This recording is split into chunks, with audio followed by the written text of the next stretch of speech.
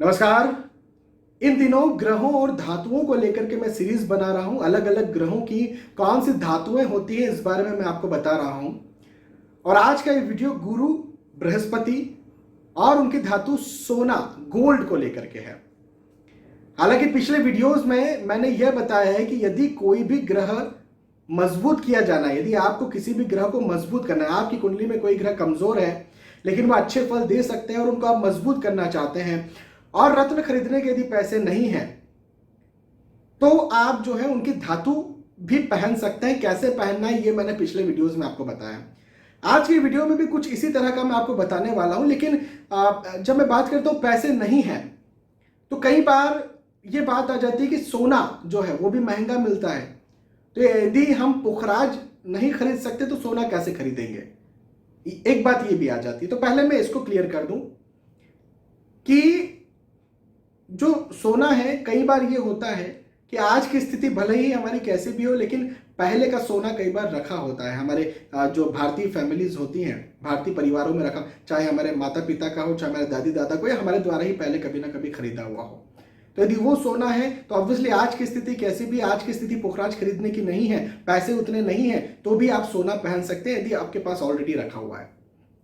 और यदि नहीं भी रखा हुआ है तो भी मैं आपको एक बात बताता हूं, एक लॉजिक बताता हूं, एक फैक्ट बताता हूं कि जो पुखराज होता है, लिटरली जो रियल येलो सफायर होता है, जो गुरु का रत्न है, बृहस्पति का रत्न है, बृहस्पति को मजबूत करने के लिए जो पहना जाता है, यदि आप वो रत्न पहनते हैं तो, या वो रत्न खरीदते हैं तो वो बहुत ज्यादा, सोने की एक सिंपल अंगूठी है ना, उसे बहुत ज्यादा महंगा मिलेगा। और फिर उस रत्न को भी पहनना तो सोने में ही पड़ेगा, तो इन्हें सोने की अंगूठी तो वैसे भी खरीदना है और फिर उससे भी कई गुना ज्यादा महंगा रत्न पहनना है तो और ज्यादा महंगाई। तो आप यदि मतलब ठीक है, सोना थोड़ा सा महंगा होता है लेकिन पूरी तरह से येलो सफायर में इन्वेस्ट नहीं कर सकते, तो फिर आप सोने में तो इन्वेस्ट करिए। मैं आपको यह कहना चाहता हूं। उसके एक और एक सब्स्टिट्यूट मैं बताऊंगा इसका, लेकिन अभी बात को हम शुरू करते हैं। मैं सीरीज के माध्यम से ये बता रहा हूं कि भाई कोई भी ग्रह जो है उसका रत्न पहनने का कोई बजट नहीं है या आपके पास पैसे नहीं है तो आप उसकी धातु पहन सकते हैं। लेकिन पहले मैंने ये बात भी कही है पिछले कुछ सालों पहले कि भाई कोई भी रत्न जो होता है वो सबसे पहली रेमेडी है किसी ग्रह की पावर को बढ़ाने के लिए। किसी ग्रह को मजबूत करना है ना, तो सबसे पहली रेमेडी है, सबसे पहला कोई यदि उपाय है तो वो है रत्न पहनना। और अभी मैं कह रहा हूं धातु पहन लीजिए तो इसका क्या मतलब, देखिए मैं समझाता हूं। यदि रत्न जो है वो 100% आपको फल देगा किसी ग्रह को मजबूत करने के लिए, तो धातु जो है वो 30 से 40 या 50% तक फल आपको दे सकती है। उसके भार पर भी डिपेंड करता है, उसको पहनने के तरीके पर भी डिपेंड करता है, जो मैंने पिछले वीडियोस में बताया और आज के वीडियो में भी आपको बताने जा रहा हूं। तो निसंदेह येलो सफायर जैसे फल तो नहीं मिलेंगे सोना पहन करके, लेकिन कुछ फल तो मिलेंगे ना, धातु पहन करके कुछ तो फल मिलेंगे। तो यदि सस्ते में कुछ भी तो काम होता है तो होने दीजिए, बेहतर है। ज्यादा खर्चा करने की आज जरूरत नहीं है जब हमारे पास पैसे नहीं है और पुरानी रखी हुई चीज से भी काम चल सकता है या कम पैसों में काम चल सकता है। तो अब यदि आपकी कुंडली में गुरु जो है वो कमजोर हैं लेकिन अच्छे हैं, तो आप जो है वो गुरु का, बृहस्पति का रत्न पहन सकते हैं। लेकिन रत्न पहनने के पैसे नहीं है तो आप सोना भी पहन सकते हैं। और उससे मैंने आपको बताया 30 से 50% गुरु जो है मजबूत होंगे। अब कैसे पहनना है सोना, कहां पहनना है, कुछ भी पहन ले, गले में पहन ले, मेरे पास पुरानी चेन रखी हुई, गले में पहन ले या फिर हाथ में पहन ले या अंगुलियों, किसी भी उंगली में पहन ले, इस उंगली में नहीं, सिर्फ इस उंगली में, इंडेक्स फिंगर जिसे कहा जाता है, तर्जनी उंगली जिसे कहा जाता है, इसमें आपको सोने की रिंग पहनना है यदि आपको गुरु को मजबूत करना है तो। और येलो सफायर खरीदने का पैसा नहीं है तो। जब आपकी स्थिति थोड़ी सी अच्छी हो जाएगी, थोड़ी सी बेहतर हो जाएगी, फाइनेंशियल स्थिति की मैं बात कर रहा हूं, तो फिर येलो सफायर या फिर उनका जो सब्स्टिट्यूट स्टोन होता है टोपैज, आप वो भी खरीद सकते हैं, वो भी पहन सकते हैं।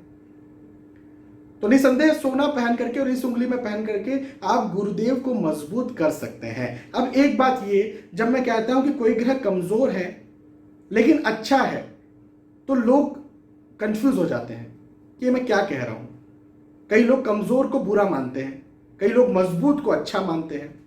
तो देखिए मैं एक उदाहरण देकर के समझाता हूं। इस पूरे सीरीज के माध्यम से मैं उदाहरण दे रहा हूं कि जो मान लीजिए मेरी तबीयत खराब है, तो आज जो है मैं कमजोर हूं, मैं बुरा नहीं हूं। तबीयत खराब है तो कमजोर हूं, बुरा नहीं हूं। इसी प्रकार से कोई आतंकवादी है, वो मजबूत है, उसका उसका पूरे विश्व में एक दबदबा है, या फिर उससे एक डर का माहौल है, आतंक है उसका, तो वो मजबूत है लेकिन वो अच्छा नहीं है, वो बुरा है। तो मजबूत और अच्छा, मजबूत और बुरा ये अलग अलग हो सकते हैं, कमजोर और अच्छा, कमजोर और बुरा ये अलग अलग हो सकते हैं। तो यदि आपके कुंडली में गुरु कहीं कमजोर है तो आप सोना जो है वो पहन करके गुरु को बल दे सकते हैं और गुरु को मजबूत कर सकते हैं। अब कई लोग ये भी सोचेंगे कि यार सोना खरीदने का पैसा भी नहीं है।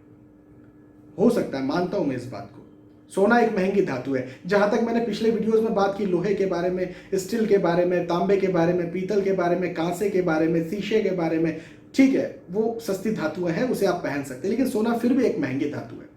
तो अभी क्या, तो फिर मैं एक बात ये कहूंगा, यदि आप सोना भी नहीं ले सकते ना, तो आप एक काम ये करिए कि रोज हल्दी बेसन से नहाएं, कम से कम अपने चेहरे पर लगाएं, शरीर पर लगाएं। हल्दी बेसन जो एक पीला द्रव्य हो जाएगा, उस पर आप एक पेस्ट बना लें हल्दी बेसन का, चाहे उसमें दूध डालें, चाहे उसमें जल डालें, पानी डालें, और एक पेस्ट बना लें पीले कलर का, और उससे फिर जो है आप नहाएं, रोज नहाएं।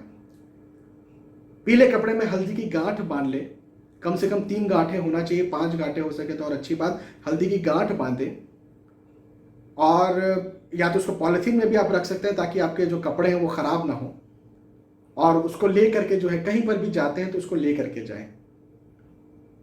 ये भी एक सब्स्टिट्यूट है। लेकिन हाँ, मैं एक बात यहां पर बता दूं, यदि रत्न से 100% फल मिलते हैं, भाई गुरु बृहस्पति का रत्न कौन है? येलो सफायर, पुखराज।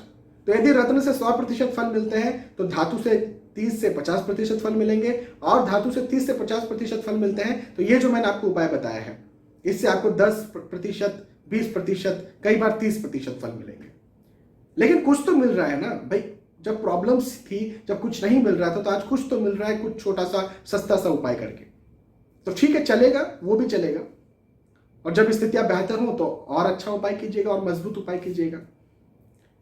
तो यहां पर आपको इस वीडियो के माध्यम से मुझे यह समझाना था कि क्या सब्स्टिट्यूट हो सकते हैं स्टोन्स के, और गुरु और सोने के बारे में बताना था, लेकिन फिर भी सोना एक महंगी धातु, इस वजह से मैंने एक दूसरा उपाय भी आपको यहां पर बताया। बहुत बहुत धन्यवाद आपका, आपने आज का वीडियो देखा। आने वाले वीडियोस में, आने वाले एपिसोड्स में फिर मिलेंगे, तब तक के लिए आज के इस वीडियो आपसे विदा चाहता हूं। नमस्कार।